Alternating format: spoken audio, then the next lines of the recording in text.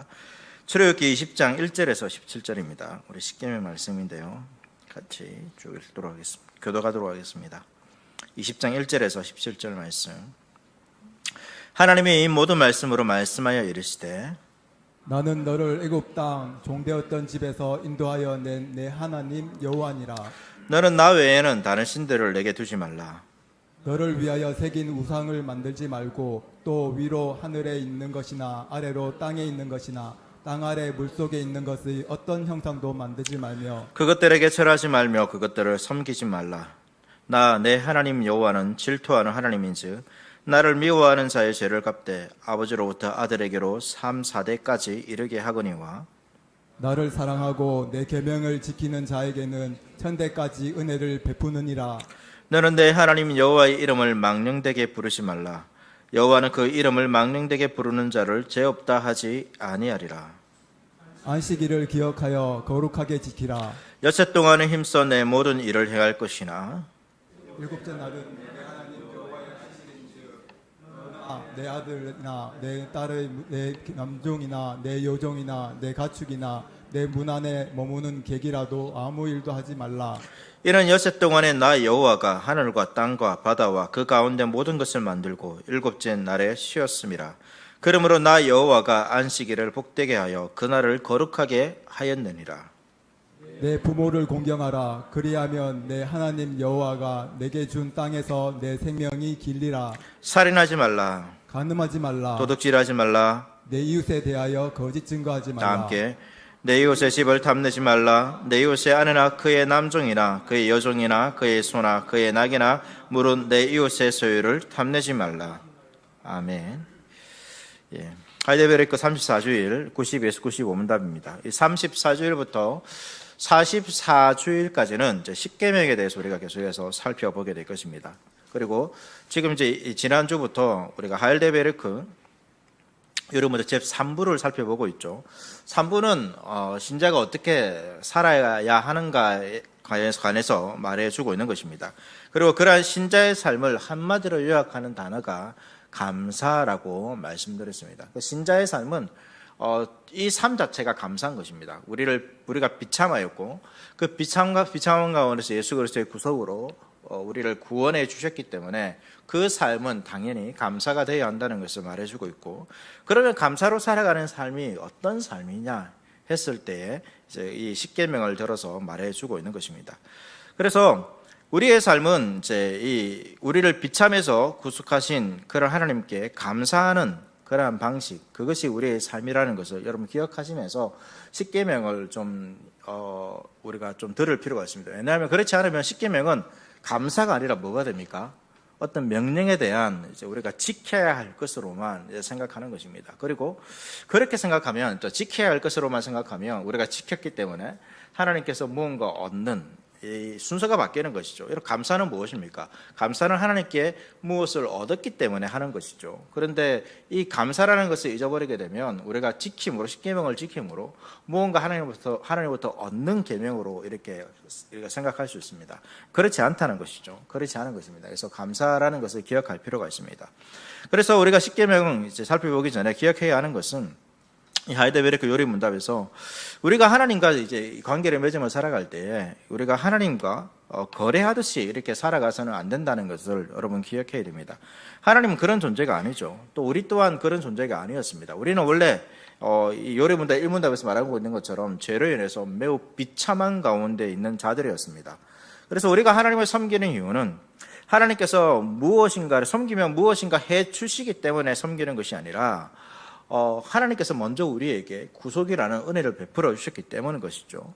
다시 한번 말씀드리지만 우리는 하나님으로부터 무언가를 기대할 수 있는 그러한 존재가 아닙니다. 그러한 가치가 있는 자가 아니라는 것을 여러분 기억하셔야 됩니다. 우리가 하나님을 섬기는 이유는 우리가 비참했고 하나님의 진노밖에 받을 것이 없는 그런 자였지만 하나님께서 은혜 베풀어 주셔서 하나님의 자녀라는 놀라운 은혜를 주셨기 때문에 우리가 하나님을 섬기는 것이죠. 그래서 신앙생활할 때 분명히 하나님께서 주시는 것이 있습니다. 그러나 그것이 목적이 되어서는 안 됩니다. 하나님께서 무엇인가를 해 주실 것을 기대하면서 마치 나의 신앙생활이 그것을 얻어내기 위한 하나의 거래 행위로서, 그러니까 어떤 가치를 하나님께 지불하는 것이죠. 지불해서 이제 그 하나님부터 뭔가 받을 수 있는, 여러분 그러한 것으로 생각해서는 안 됩니다. 그것은 다른 종교에서 하는 거죠. 다른 종교는 어떻습니까? 열심히 섬기는 이유가 무엇입니까? 열심히 섬기면 그 신이 그 열심히 섬긴 만큼의 대가를 주는 것입니다.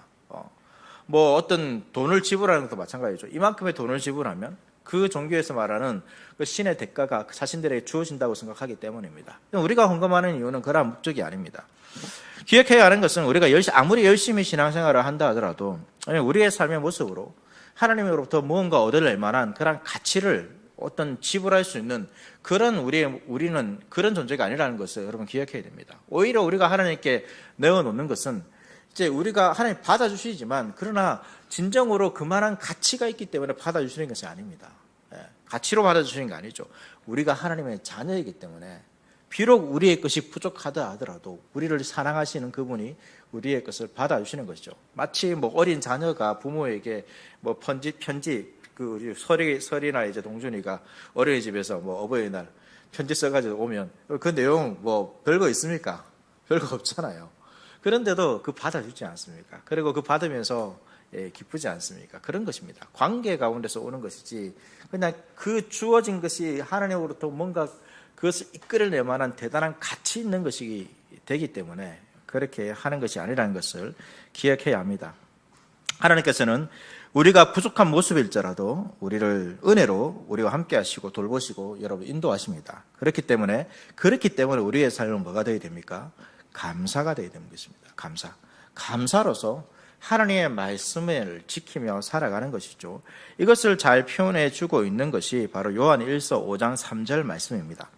요한 1서 5장 3절 말씀 보시면 우리 같이 한번 읽을까요? 같이 한번 읽겠습니다. 시작. 하나님을 사랑하는 것이 이것이니 우리가 그의 계명을 지키는 것이라. 그의 계명은 무거운 것이 아니로다.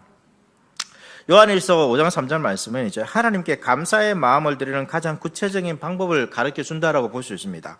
우리는 하나님을 사랑합니다. 그 하나님의 사랑이 또 하나님의 구속에 대해서 감사하며 그 살아가는 그 사람이 어떻게 살아가는 것입니까? 살아간다고 말하고 있습니까?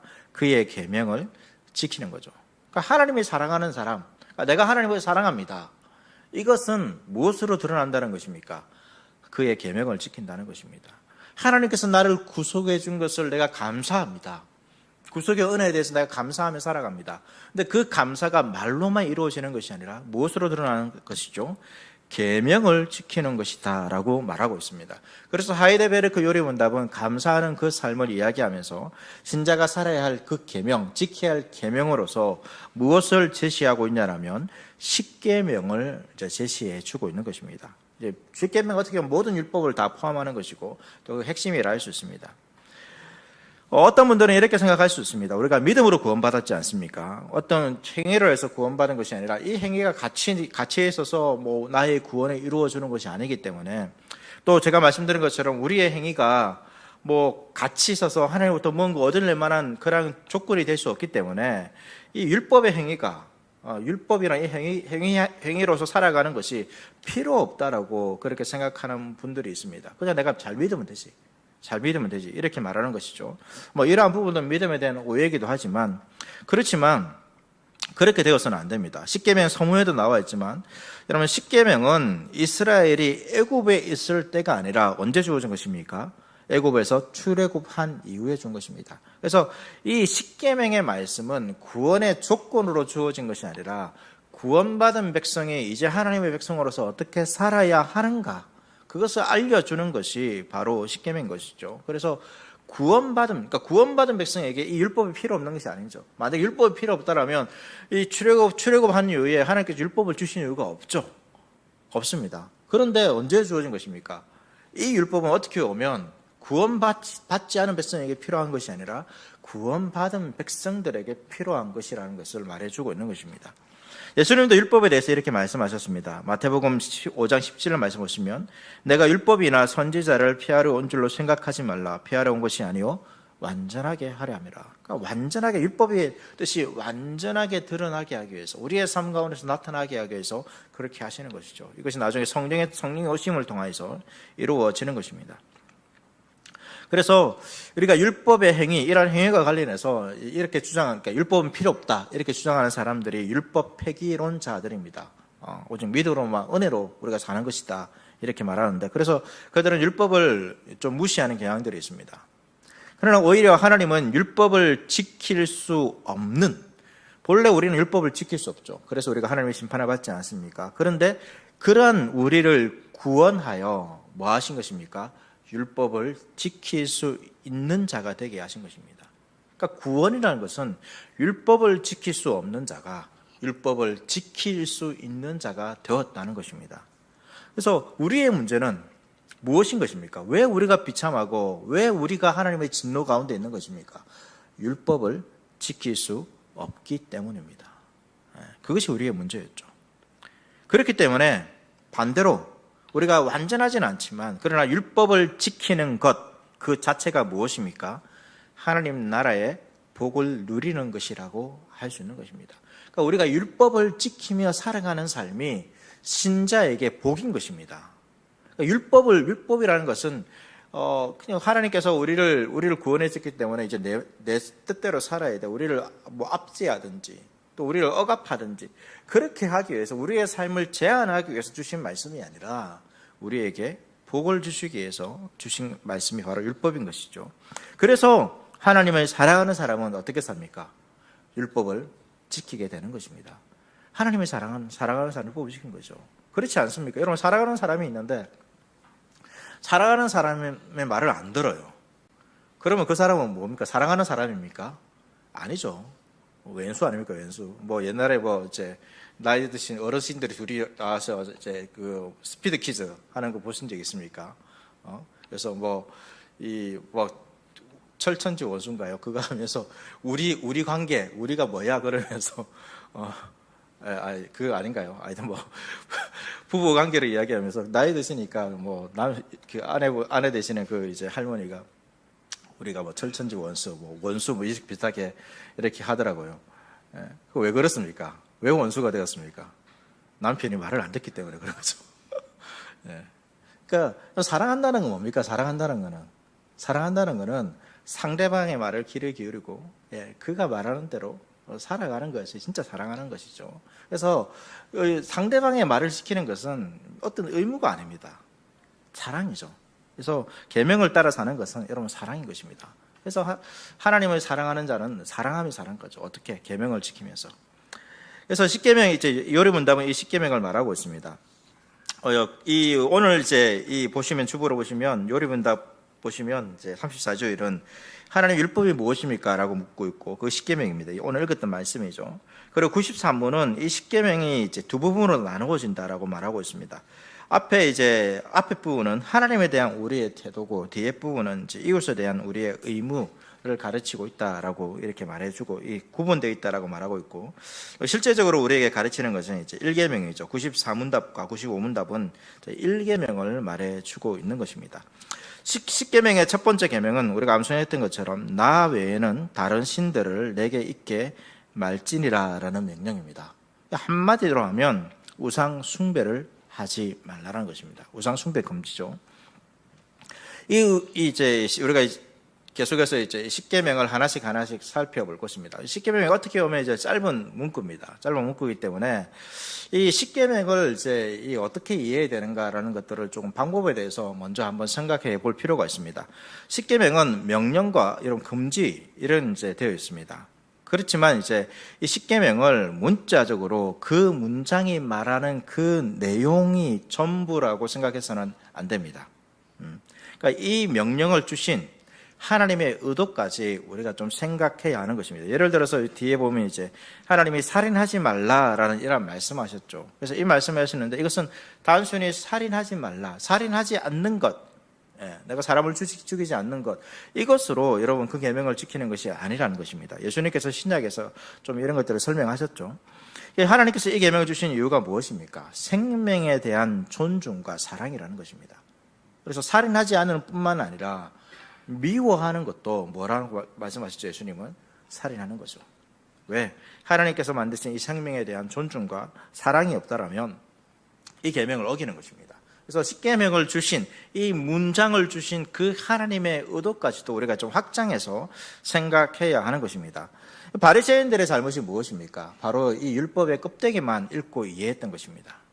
그래서 그냥 뭐 금식하는 거 금식하고 뭐 성금하고 실제적으로 그 마음에서 일어나는 간음하지 말라 했는데 음욕을 품고 있으면 난 간음 안 했기 때문에 괜찮다 이렇게 생각하는 것 자체가 잘못이라는 거죠. 그래서 그렇게 우리가 이 하나님의 말씀을 이해해서는 안 되고 단순히 문자적으로만 이해하는 것이 아니라 그 계명을 주신 하나님의 의도까지도 우리가 좀 깊이 생각해 볼 필요가 있습니다. 그래서 우리가 1계명을 보면서 그러한 것들을 보게 될 것이고 실제로 요리문답도 그러한 것들을 해설해 주고 있는 것입니다. 그래서 94문답 우리가 보면 알 수 있는데요. 94문답 읽고 같이 답하도록 하겠습니다. 제1계명에서 하나님께서 요구하시는 것은 무엇입니까? 내 영혼의 구원과 복이 매우 귀한 것이기 때문에 나는 온갖 우상숭배, 마술과 점치는 일과 미신, 성인이나 다른 피조물에게 기도하는 것을 피하고 멀리해야 합니다. 더 나아가 유일하고 참되신 하나님을 바르게 알고 그분만을 신뢰해야 하며 모든 겸손과 인내로 그분에게만 복종하고 모든 좋은 것들을 오직 그분에게서만 기대하며 마음을 다하여 그분을 사랑하고 경외하며 그분만을 섬겨야 합니다. 그러함으로 지극히 작은 일이라도 하나님의 뜻을 거슬려 행하기보다는 오히려 모든 피조물을 포기합니다. 그래서 이 앞부분에는 1계명 다른 것들을 섬기지 말라 이런 것에 대한 답이죠. 그래서 온갖 우상숭배, 마술, 점치는 우리가 생각하는 흔히 우상숭배에 관한 것들 이런 것들을 설명하고 있습니다. 그런데 이제 요리문답은 그것으로 끝나지 않죠. 그 다음에 더 있는 거예요. 더 나아가서 무엇을 이야기하고 있죠? 그러니까 하나님의 1계명을 지키는 것은 유일하고 참되신 하나님을 바르게 알고 그분만을 신뢰하는 것. 하나님을 알고 그분만을 신뢰하는 것, 그리고 모든 겸손과 인내로 그분께만 복종하고 모든 좋은 것을 그분께만 기대하고, 그러니까 어떤 좋은 것들은 다른 것으로 기대하지 않고 그분에게만 기대하는 것입니다. 그리고 마음을 다하여 그분을 사랑하고 경외하는 것까지가 1계명, 요리문답에서 1계명을 이렇게 정의하고 있는 것입니다. 그냥 단순히 내가 다른 신을 섬기지 않는 것입니다. 다른 종교를 찾아가지 않는 것입니다. 그것으로 그치지 않습니다. 하나님에 대하여 더 적극적으로 우리가 어떻게 살아가야 하는 것까지를 포함해서 말해주고 있죠. 그래서 이 요리문답을 통해서 우리가 보는 것은 그분을 알고 그분만을 알고 바르게 신뢰하는 것이라고 말하고 있습니다. 그래서 신자는 오직 하나님만을 신뢰해야 됩니다. 그렇기에 우리가 다른 피조물에 대해서 지나친 신뢰를 가지는 것도 어떻게 보면 1계명을 어기는 것이 될 수 있습니다. 신자가 과학자인데 과학을 어떻게 해요? 과학을 더 신뢰하는 것입니다. 하나님의 말씀보다 더 신뢰하는 것입니다. 실제로 교회 다니는 과학자들 중에서 하나님의 말씀보다 과학을 더 신뢰하시는 분들도 있습니다. 이런 것들이 우상 숭배가 되는 것이죠. 그러니까 이 땅에 다른 것들, 그러니까 하나님 말씀이 있고 하나님 말씀보다 이것을 무시하지 않지만 이것이 더 가능성이 있다라고, 나의 인생에 더 나은 것이라고 생각하는 것이 있다라면, 세상에 방법론들이 있다라면, 여러분 그러한 것들이 우상을 숭배하는 것과 마찬가지입니다. 우리의 생명에 대해서 의학을 더 신뢰한다든지, 또 우리의 성공을 위해서, 또 가치 있는 것들을 위해서 세상의 다른 여러 방법들을 더 신뢰한다라면, 그것을 더 추구한다라면, 학생들은 자신의 인생을 위해서 공부를 더, 내가 열심히 공부하는 것이 나의 인생의 성공이다, 이렇게 생각하는 것들, 이렇게 생각하는 모든 것들이 다 무엇입니까? 우상 숭배가 되는 것입니다. 그래서 하나님보다 더, 그러니까 그냥 그 본래 주신 목적이 아니라 그 이상을 생각하는 것들이 다 우상 숭배가 되는 것입니다. 그리고 유일하고 참되신 하나님을 바르게 알라라고 되어 있죠. 이것을 생각해 보면 무엇을 알 수 있습니까? 하나님과 그 뜻에 대해서 무지한 것도 1계명을 어기는 것이 될 수 있습니다. 그러니까 전반 우리는 대체로 알지 못하는 것, 무지한 것, 이것을 죄라고 생각하지 않는 경향이 있지만, 그러나 하나님은 나를 알라라고 우리에게 명령하셨습니다. 하나님은 알아입니다. 그것이 하나님의 명령이죠. 그래서 그 명령을 행하지 않는 것도 역시 죄입니다. 하나님을 모르고 하나님의 뜻도 그냥 아무렇지도 않게 생각하고 자기가 좋아하는 방식으로 이 종교 생활을 한다면 결국은 여러분 일계명을 어기는 것과 마찬가지입니다. 그래서 이 우상을 숭배하지 말라, 이 계명 안에 단순히 우리가 다른 종교, 흔히 생각하는 뭐 다른 종교, 내가 더 좋아하는 것, 이것뿐만 아니라 세상에 신뢰할 만한 것이 있지만, 그러나 그 신뢰할 만한 것을 하나님보다 더 신뢰한다든지, 아니면 하나님을 우리가 알고 그 하나님께서 우리에게 알려주신 방법대로 신앙생활을 해야 되는데 그것을 벗어나서 하나님을 알려고 하지 않는다든지, 하나님의 뜻과 다르게 신앙생활을 한다면 그러한 모든 것들도 여러분 다 우상 숭배가 될 수 있는 것입니다. 제1계명을 어기는 것이죠. 그래서 이 우상 숭배에 대해서 이제 요르문답이 정의를 하고 있습니다. 95문답이죠. 우상 숭배가 뭐냐라는 것을 말해주고 있습니다. 95문답 같이 읽고 답하겠습니다. 우상 숭배란 무엇입니까? 우상 숭배란 말씀으로 자신을 계시하신 유일하신 참되신 하나님 대신 혹 하나님과 나란히 다른 어떤 것들을 신뢰하거나 구원하여 소유하는 것입니다.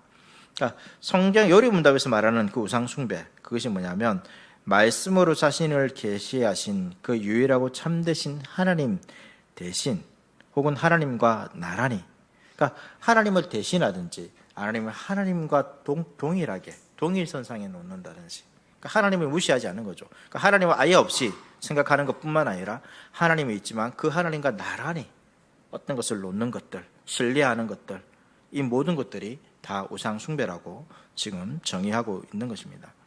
그래서 우상 숭배는 결국은 하나님 대신이죠. 하나님과 나란히입니다. 제1계명에서 나 외에는 시작하고 있지 않습니까? 나 외에는. 이것을 문자적으로 번역하면 얼굴 앞에 씁니다. 하나님의 얼굴 앞에서, 하나님의 면전 앞에 씁니다. 그래서 하나님은 결국 무슨 말이냐면 인간이 다른 신을 만들고 그것을 섬기며 행하는 그 모든 일들이 결국은 어디서 하는 일이라는 것입니까? 하나님의 면전 앞에서 하는 일이라고 말하고 있는 것입니다. 내가 다른 신을, 하나님을 떠나서 다른 신을 섬기고 있기 때문에, 내가 하나님을 떠나서 어떤 종을 치고 있기 때문에 이것이 하나님 앞에서 하는 일이 아니다 이렇게 생각할 수 있지만 그렇지 않다는 거죠. 모든 우상숭배는 결국은 하나님 앞에서 행하는 일이라는 것입니다. 하나님 면전에서 다른 신을 섬기는 것입니다. 교회가 아니라 다른 곳에 가더라도 여러분 결국 그것은 하나님 앞에서 하는 것이죠. 하나님께서 지켜보시는 그 상황에서 하나님을 버리고 다른 신을 선택하고 있는 것입니다. 그것이 우상숭배입니다. 그래서 우상숭배는 하나님 앞에서, 하나님 면전 앞에서 반역 행위를 하고 있는 것이 여러분 우상숭배인 것이죠. 그래서 1계명이 말하고 있는 것은 결국 우리의 삶은 어디에 있다는 것입니까? 하나님 앞에서 살아가는 삶이라는 것을 말해주고 있습니다. 우리가 하나님 앞에서 어떻게 살아야 되는가? 하나님만을 섬기며 살아야 되는 거죠. 다른 우상을 섬기는 것도 결국 하나님 앞에서 우리가 사는 것입니다. 1계명은 신자가 하나님 앞에서 살아야 하는 것을 요구하고 있는 명령인 것입니다. 그러면서 이제 신자가 섬기고 있는 하나님이 무엇인가를 이제 말해주고 있죠. 보시면 자신을 계시하신 유일하신 하나님을 섬기고 있다라고 요리문답은 말하고 있습니다. 그래서 하나님을 섬기는데 어떤 하나님을 섬깁니까? 자신을 계시하신 하나님이십니다. 그러니까 내가 생각하는 하나님이 아닙니다. 계시하셨다는 것은 하나님께서 자신을 스스로 알려주신 것입니다. 그러니까 우리가 믿는 하나님은 내가 생각하는 어떤 신의 모습이 아니라 하나님께서 자신을 알려주신 그대로의 그 하나님을 믿는 것입니다. 그 하나님이 참되신 하나님이죠. 그래서 이 10계명의 서문에 보면 그 하나님을 계시해 주고 있습니다. 출애굽기 20장 2절 말씀 보시면 나는 너를 애굽 땅 종되었던 집에서 인도하여 낸 내 하나님 여호와니라. 10계명을 가르치면서 하나님은 자신을 어떤 분으로 지금 계시하고 있습니까? 애굽 땅 종되었던 집에서 인도하여 낸 하나님이라고 자신을 계시하고 있습니다. 어떤 하나님입니까? 구속하신 하나님입니다. 우리를 죄 가운데서, 종 가운데서 구속하신 하나님인 거죠. 하나님인 것입니다. 왜 이렇게 할까요? 사람은 어떤 신을 생각할 때에 신을 이제 만들어내기도 하죠. 기구상이지 않습니까? 내가 원하는 그 신을 생각합니다. 나에게 필요한 신을 생각한 거죠. 농사를 짓는 사람이 있다면 농사의 신이 필요할 것입니다. 물고기를 잡는 사람이 있다면 바다의 신이 필요할 것입니다. 그래서 여러 가지 크게 맞는 구체적으로 맞는 또 뭐 세세한 항목들에 의해서 뭐 소를 만들기도 하고 여러 가지 것들을 만들죠. 해를 숨기기도 하고 만듭니다. 사람은 그런 것이죠. 하나님께서 이 하나님이 자신을 계시해 주지 않으면 그 하나님은 그러니까 어떤 하나님이 될 줄 잘 모릅니다. 그냥 각각의 개인마다 하나님께서 계시해 주지 않으시면 우리가 이 여러 사람이 모였는데 우리가 믿는 그 하나님이 다 다를 수도 있습니다.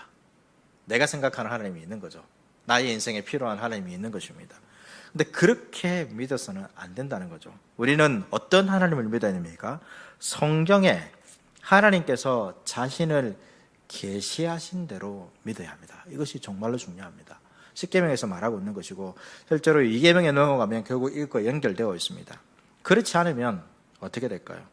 내가 만든 하나님을 믿는 것이죠. 내가 만든 하나님입니다.